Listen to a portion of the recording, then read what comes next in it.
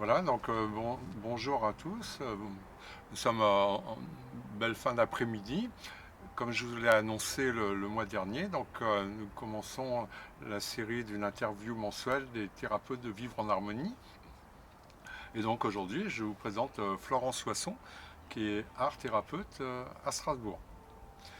Tout le monde ne connaît pas l'art-thérapie, et bien, on va demander à Florence qu'elle nous éclaire sur le sujet pour ceux qui n'en ont jamais entendu parler. Alors, qu'est-ce qu'on peut dire de l'art-thérapie? Alors oui, bonjour Gérard. Bonjour.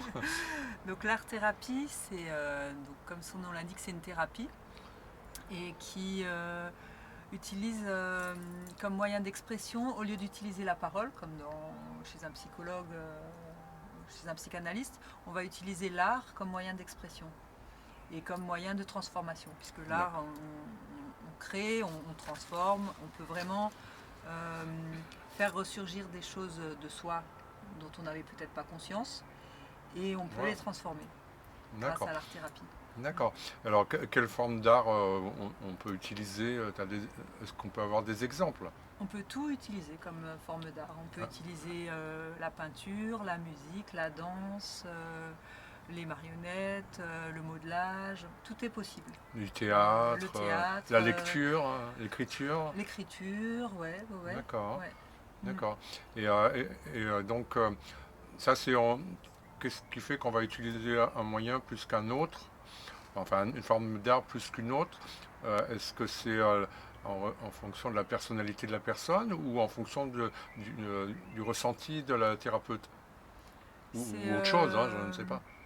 c'est un peu des deux. C'est un peu au fur et à mesure voilà, que la thérapie se passe. Quand c'est en individuel, voilà, ça va être par rapport à ce que la personne va exprimer, ce dont elle a besoin, etc.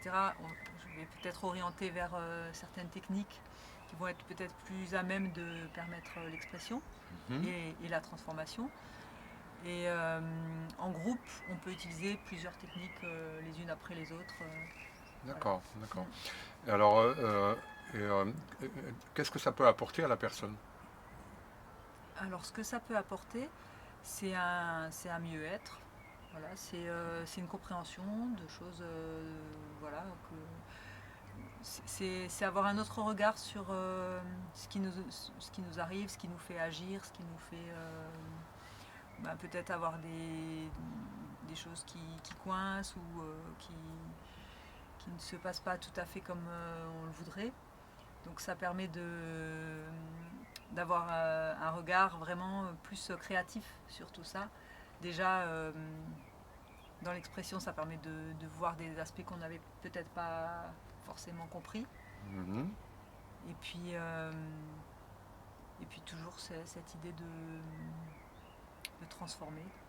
Transformé, d'accord. Ouais. Alors, est-ce que il peut s'agir de choses actuelles ou de choses plus anciennes, ou voire même très anciennes, ou- ou des choses qu'on ne connaît pas Euh, sur soi-même, si j'ai bien oui, compris. oui, les deux. Enfin, ça peut être le moment présent, voilà, mais ça peut aussi être des choses très très anciennes, voire avant la naissance, des choses très archaïques. Parce que l'avantage justement de l'art par rapport à la parole, c'est que c'est directement l'inconscient qui va s'exprimer et ça peut faire sortir des choses dont on n'a pas le souvenir. Donc on Oh, n'arrivera pas à en d'accord, parler. d'accord. Et donc, ça peut s'exprimer aussi bien lors d'un rendez-vous individuel que lors de quelque chose de collectif.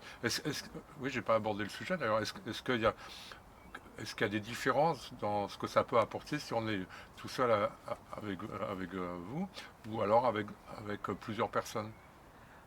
Disons la différence, c'est que quand c'est en individuel, c'est vraiment personnalisé et puis en fonction de ce que la personne amène et ce qu'elle souhaite travailler, etc. Donc on va faire un petit peu au fur et à mesure. Alors que le travail de groupe, c'est moi qui propose souvent un thème. Et j'utilise pour ça des contes ou des mythes traditionnels qui ont déjà toute une trame symbolique, une signification. Euh, voilà, c'est un peu des guides pour l'âme. Et donc je propose ce support-là au départ et tout un cheminement qui permet de travailler ce thème-là quand on est en D'accord. groupe. Voilà. Donc ça, c'est en fait, on peut faire les deux. On peut faire les deux. On Ouais. peut faire les deux. Ouais, ouais. Et au niveau enfin, de la prise de conscience ou du résultat, est-ce que ça peut avoir les mêmes effets ou peut y avoir des différences sur la personne dans l'instant ou après? Euh, je pense que les deux agissent fortement. En fait, l'inconscient, à partir du moment où il est en position de pouvoir s'exprimer, il est tout content, donc il va sauter sur l'occasion. Voilà. D'accord. Et souvent, voilà, une séance, ça peut faire surgir des rêves, ça va travailler pendant plusieurs semaines après la séance. Ah oui, d'accord. Enfin, D'accord. c'est assez puissant, ça marche aussi avec les enfants, D'accord. d'autant mieux. Oui, il n'y a pas ouais. d'âge requis, peut-être. Bon, pour Certains les plus stages, jeunes. je propose vraiment en fonction de l'âge, je vais orienter selon le thème. Voilà, il y a des thèmes qui vont s'adresser plutôt à des enfants, d'autres qui vont s'adresser plutôt à des personnes adultes D'accord. qui ont déjà une certaine expérience de la vie et D'accord. qui vont, voilà, en fonction de de Mhm. là où ils en sont dans leur vie. D'accord. Et est-ce que c'est quelque chose qu'on peut faire en famille, par exemple? C'est-à-dire parents et enfants, plusieurs générations, lors d'une séance collective. Est-ce que c'est quelque chose qui peut porter ses fruits également? Oui, ça pourrait se faire, oui. Ouais, ouais, Ça peut ça s'envisager demande, sous cette forme-là? ouais, ouais. D'accord. Et le travail collectif au sein d'une même famille peut amener à ce que, comme il y a un lien direct entre les uns et les autres, il y a quelque chose chez l'un qui peut déclencher quelque chose Oui, chez l'autre. oui, oui, oui. Oui, ça peut être très intéressant de travailler en famille, effectivement, ou en couple. D'accord. Mm. Oui, à plusieurs, on va dire. Oui, Hein. oui, D'accord. oui, parents-enfants, Et puis effectivement. tout Ouais. seul, si on n'a personne avec soi qui veut venir, ou c'est parce qu'on vit tout seul, tout simplement. Voilà, tout seul avec toutes ces multiples personnalités D'accord. internes. Et donc, ben, enfin, lors d'une séance, le travail qui est fait, l'expression, donc bon, je prends l'exemple des contes, puisque vous venez de l'évoquer, est-ce que les contes, après la séance, bon, il y a ce que ça peut réveiller intérieurement et extérieurement. Bon, je prends l'exemple, si on a fait une illustration comme celle qui est là, est-ce que le fait de la voir par la suite, ben, ça va aider au travail par la suite? Alors, quand on travaille en art-thérapie, ce qui est le plus important, c'est pas l'œuvre qui est produite, c'est vraiment le processus de création. D'accord. Donc, c'est pour ça qu'on n'a pas forcément besoin d'avoir Quelque chose après. un talent particulier ou Mhm. une expérience particulière dans un type d'art. Mhm. C'est D'accord. vraiment l'expression qui compte. Et après, si on a envie de garder... Enfin, de toute façon, les personnes repartent toujours avec Oui, leurs ils œuvres. repartent avec ce qu'ils ont. Oui, Mais bien sûr. voilà, elles en font ce qu'elles veulent. C'est pas une obligation de le garder. Enfin, le but, c'est D'accord. vraiment le processus. D'accord. Et alors,